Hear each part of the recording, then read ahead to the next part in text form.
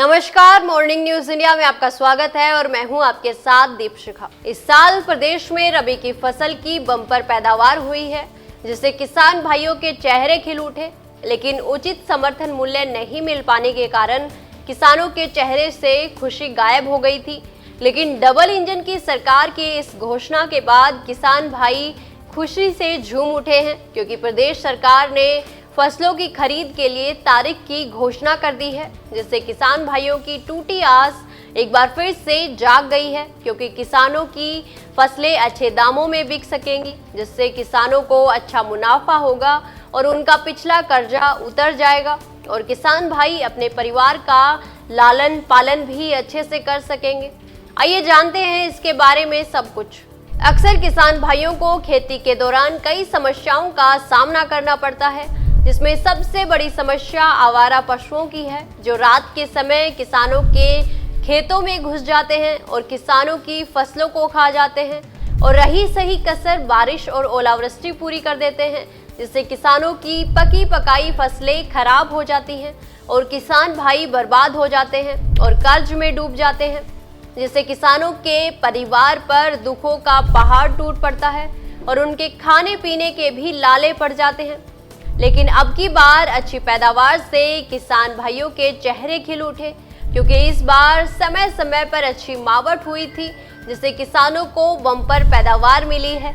इस साल सरसों, जौ, चना, गेहूं की बम्पर पैदावार हुई है। प्रदेश सरकार चना सरसों की खरीद के लिए 1 अप्रैल से रजिस्ट्रेशन शुरू करेगी, जबकि इन फसलों की खरीद 10 अप्रैल से शुरू होगी। सहकारिता राज्य मंत्री गौतम कुमार दत्त ने ये जानकारी दी।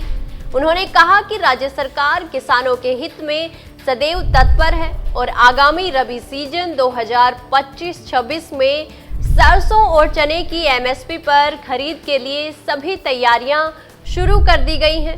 केंद्र सरकार द्वारा निर्धारित लक्ष्यों के अनुसार राज्य में 13.89 लाख मीट्रिक टन सरसों और 6.30 लाख मीट्रिक टन चना की खरीद का लक्ष्य रखा गया है। उन्होंने बताया कि समर्थन मूल्य पर सरसों और चना की बिक्री के लिए किसान 1 अप्रैल से ई-मित्र के माध्यम से रजिस्ट्रेशन करवा सकेंगे, जबकि खरीद 10 अप्रैल से शुरू होगी। मंत्री ने कहा कि केंद्र सरकार ने आगामी सीजन के लिए सरसों का समर्थन मूल्य 5,950 रुपए प्रति क्विंटल और चने का मूल्य 5,650 रुपए प्रति क्विंटल तय किया है। वहीं राज्य में पहले से ही गेहूं की सरकारी खरीद शुरू हो चुकी है। ये खरीद 10 मार्च से शुरू हुई, जो 30 जून तक चलेगी।